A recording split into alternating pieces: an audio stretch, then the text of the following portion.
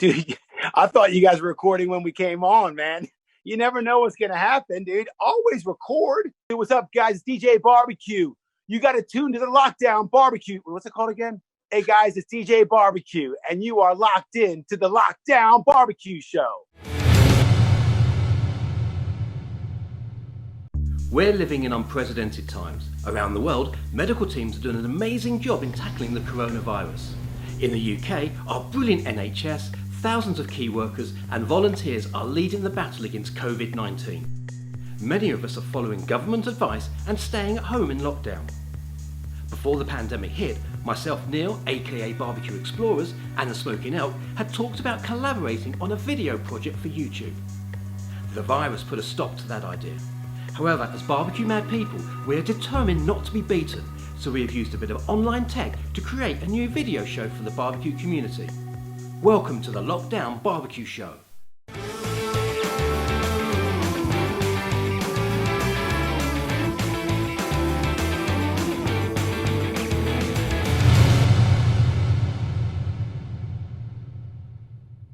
Coming up in today's show, the Smokin Elk shows us how to perfect jerk chicken drumsticks on a kettle barbecue. Neal plants veg for grilling this summer. We take a sneak preview at an interview we filmed with best-selling barbecue author Genevieve Taylor. Our special guest is barbecue guru Jim Moore, aka Onlyslaggin, and we take a look at what you've been cooking over the past week.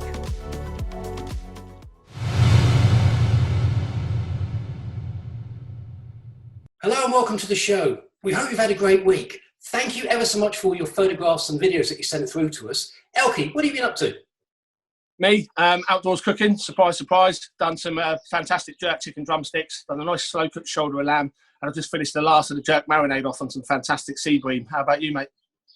We've been outside this week. Now, I know you're not the greatest vegetable fan, but we've been planting some vegetables in the patch. We have a herb patch, if that counts. Come on, let's take a look at yours.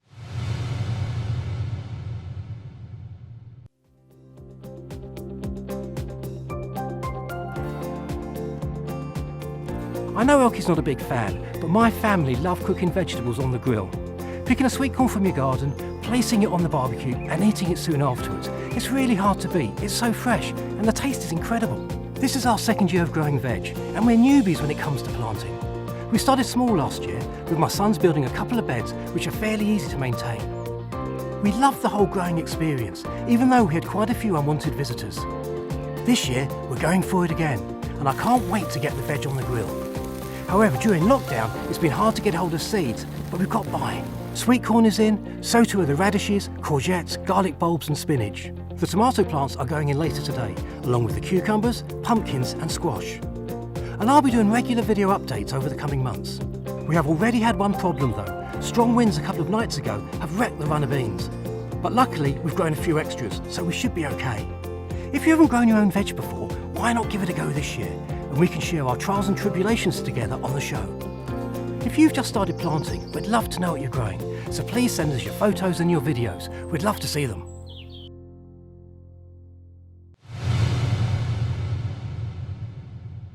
The tomatoes are in and it's all coming together. Next week, we've got a very special guest on the show, barbecue cooking author Genevieve Taylor. Oh, Genevieve was an absolutely fantastic guest. Let's take a little look at a clip from the interview. I've got a copy of your book, Charred, and I have cooked a few dishes from it as side dishes, and obviously from my wife that does eat a lot of vegetables. What gave you the idea for Charred? How did it come about? I think it's because I eat meat. I really like eating meat, but I also really like eating vegetables. And obviously because I grow quite a lot of vegetables, I've often got a glut of stuff. And it just struck me that barbecue's kind of like the last bastion of the carnivore, isn't it? That's what it feels like, you know. And actually, if you think barbecue's obviously a very celebratory meal that you would share with your friends and your family, and you know, people make parties of it, don't they? And any other meal that you would do that with friends and family, like Sunday roast, for example, you'd have one kind of centerpiece joint. And then you'd have a lot of lovely side dishes that you'd thought about, and it would all come together as a sort of balanced kind of meal. But it struck me that actually barbecue's pretty much the only meal where you might be expected to eat a sausage, a bit of steak, a chicken wing, you know, all in the same meal. And I don't want to eat like that. It's not kind of how I want to sort of eat. So for me, it was about making the whole thing a bit more omnivorous and a bit more balanced. If you want to see Genevieve's interview in full, then check out next week's show. It's a great watch. Now it's time for Elky's second part in his two-zone cooking series.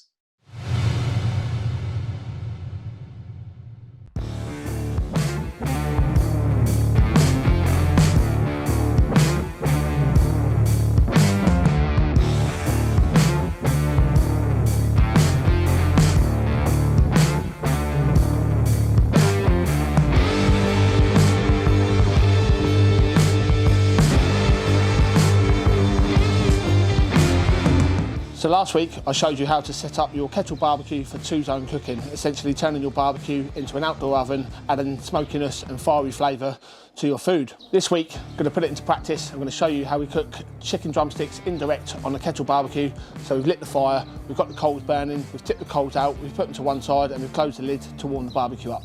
Let's show you how we do the rest. We're at 200 and we're just going to place the chicken, like I said, away from the fire.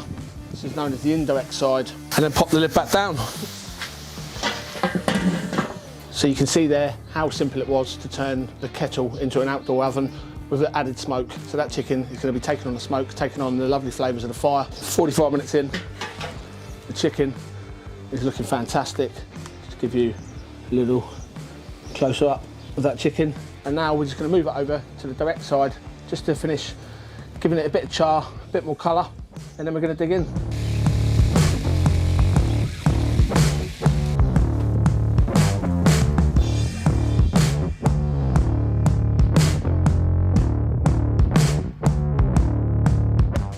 How easy was that? Two-zone cooking, put into practice with some jerk chicken drumsticks.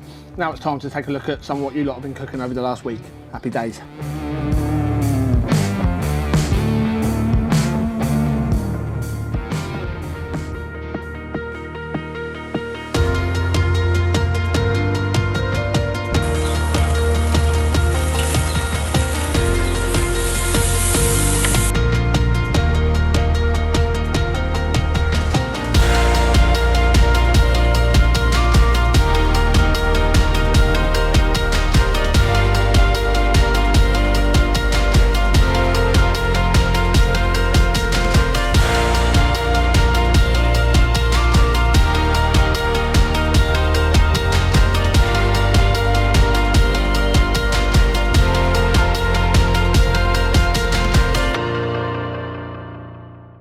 Some great barbecue cookery videos there. Elky, what did you like the look of?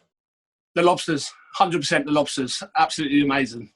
I totally agree, they look fantastic. Now, Elky, our special guest this week is Jim Moore, a good friend of yours. What can you tell us about him? So Jim has been consistently smashing out good food and good content over the last few years. Let's take a look at the film. Jim, welcome to the Lockdown BBQ Show. How are you and your family coping in lockdown? Thanks, guys. Thanks for having me on. Yeah, we're all doing quite well. It was a bit of a shock the first sort of week having to stay in, but now we're sort of settled into a nice routine every day. Get up, wee bit of work done, do a bit of cooking out in the garden. Everything's looking nice and prim and proper, so not doing too bad. So Jim, I absolutely love your Instagram page, especially love following the stories. I mean, your stories are always an absolute joy to watch. When did you kind of first get into barbecue as a kind of serious hobby? Probably the last 5-6 years. I got a couple of the Weber Master Touch, and everything sort of moved on from there. I've been using a whole pile of different barbecues prior to that, but we bought what was referred to on the Instagram account there as the twins, and we got 2 twins, built them up over there in the corner, and yes, from that I sort of tried to really push what you could do on the barbecue then after that. So it all really started a bit more seriously from there, but I've always been into this. At least 20 years now we've been sort of cooking outdoors and picnics and all that sort of stuff. So amazing outdoor living space. What gave you the inspiration to create it? The poor weather here in Northern Ireland. We try to cook outside as much as we can. So normally we're about 4 or 5 nights a week we would cook outside. At the moment we're doing probably 6 or 7 cooks per week outside. But trying to do that, especially during the winter months, when we had no cover or no shelter or any of that, it was quite difficult. So the area that I'm in here now used to be a bit of dead space in our garden. So we were sitting just across the way there. I said it'd be fire pit one night, had a glass of wine going. The wife and I just finished cooking, and we were sitting having a bit of a chat. And I sort of said, you know, this area we have over here, it's dead space, we should do something with that. And then we sort of came up with the idea of putting a cover on, and it sort of evolved. So we spent about 12 months, I would say, after that, trying to work out the design we wanted, how we wanted it to sort of fit in with our garden, and what sort of features we wanted to fit into it. So it's always evolving, it's always changing. But that was really the idea, to get somewhere we could use, have the feeling we're outside all year round. And that's why we left it fully open on one side. We like the idea of sort of sitting here, but still being able to look out in the garden, no barriers, and you feel you're outside, but you've got the warmth and the heat, and sort of the protection from the elements. I mean, it looks absolutely fantastic. Whenever I see it all year round, it looks fantastic. But when I see you kind of get it winter ready, ready for Christmas, and you get it all cozy, you get the sofas in there, you got the blankets in there, I think it looks absolutely fantastic. So, I mean, what season do you prefer the shack? Do you prefer it in the summer, or do you prefer it in the winter? I think I probably prefer it more in winter, just because we can be out here and it can be snowing, it can be raining, it can be whatever. And we have like heat lamps and stuff here, so I turn the heat lamps on and we're cozy as sitting out in here. Sometimes you put on the wee blankets or something like that, but it's lovely in here in winter, especially around Christmas time, when we change into that sort of grotto-y type sort of place. But I think in summertime, I like to try and move the barbecues out and sort of cook outside under the sun and stuff like that on the odd days we get the sun. You've amassed a great collection of grills. What's your favourite? What's my favourite? That's a hard one. It depends on what bracket we're talking about. So if it's the ceramics, obviously the Kamado Joe. I've got the Big Joe here now behind me. So that's my favourite one now at the moment for the ceramics. But I still really enjoy the Weber Master Touch. I think that's because I sort of started with those, really enjoy cooking with those. And then that's what I use for teaching at my barbecue classes, is the Weber Master Touch. So I sort of have a bit of a love affair with both of those at the moment, and I enjoy using them both. But yeah, the Kamado Joe really does put a smile on my face. It's real fun, enjoyable feel to cook with and play with. And then, of course, we got the Bry Man recently, so I'm really enjoying cooking with that. Over open fire, it's a completely different way of cooking compared to the sort of lid down cooking. So I'm quite enjoying playing with that at the moment, sort of getting to grips with how that all plays with. So I couldn't say one particular barbecue, but there's three. I'll give you three. You answered it exactly how I'd probably answer it. Very diplomatic, but they all offer different things, don't they? So. Well, they do. Sometimes you just want to go out there and not have to think about how you're cooking. You just want to bang, stick it on there and cook it, and that's it. And the Weber Master Touch and the Kamado Joe, they both do that. And what I'm quite enjoying now with the Bry Man is I have to think about what I'm doing on it. I have to sort of think about how I'm going to control my fire, how I'm going to look after my fire, where am I putting the food. And it's a whole new sort of experience for me to start to play with. So talking about a whole new learning curve with the Bry, you've obviously recently started some masterclasses, and obviously COVID put pay to that after your first couple of classes.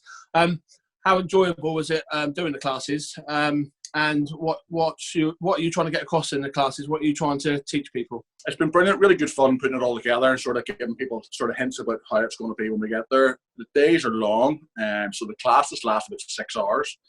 And we class that class as being basically an introduction to charcoal barbecue. There's loads of people contact me and they're cooking on gas or they're cooking on something else, and they really want to go back to cooking on charcoal, but they don't know how to get the charcoal started. They're worried about how they maybe burn their food and that sort of stuff. So it's sort of showing them all the hints and tips that I've amassed over the years I've been doing it, and sort of giving it all to them. So throughout that day, we do 3 starters, 3 main courses, and then we do a dessert on the barbecue at the end. Everything's cooked live there and then. We sort of prep it all. Everybody gets a bit of hands-on, making a few things up themselves. And I think, what do we have? I think with 8 grills going all at one time. We cover dirty cooking, we cover indirect, direct, different tiers, loads of stuff. So it's all the stuff that we take for granted, but a lot of other people maybe want to come along and see how to do all that, and then obviously try all of it. Jim, you've recently created your new YouTube channel. What are the plans for the future? I've always been quite reluctant about getting onto YouTube. A, because I don't have the technical knowledge about how to do all the videos. But there's plenty of guys that give me loads of support and sort of hints and tips about what to do. So I've managed to get myself there now. It's probably trying to establish a bit of a base on there and get used to try and produce the videos. So we'll see where it goes. I'm looking forward to seeing how it develops. Now your wife, Romilly, she sometimes features as the voice behind the camera in your stories. She definitely does. You can kind of hear the banter, you can feel the banter. Is there any plans? Are we going to see more of Romilly on Instagram, on your YouTube channel? I would love Rom to get in front of the camera and do a wee bit more. She can handle these grills, no problem. So if the camera's not on, she'll be out here cooking away and all that sort of stuff. She's a wee bit reluctant getting in front of the camera, but I think we'll keep working on her. We'll get her there. We'll get her there. And is it true? Sorry. So I was going to say, she does in the classes, the barbecue classes. She runs some aspects of the barbecue class as well, so she knows her stuff. There's no reason why she can't get on camera and do it. But yeah, I would just have to be careful what she says on there, Elky. You never know what she's going to come out with. Well, because I've heard a rumour. Is it true that you sometimes watch barbecue videos in bed together?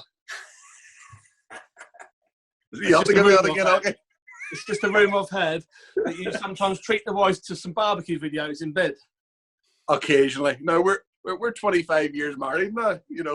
Occasionally we sit there, TV on. Oh, look, there's somebody's come on. Somebody in YouTube. Oh, there's Elky.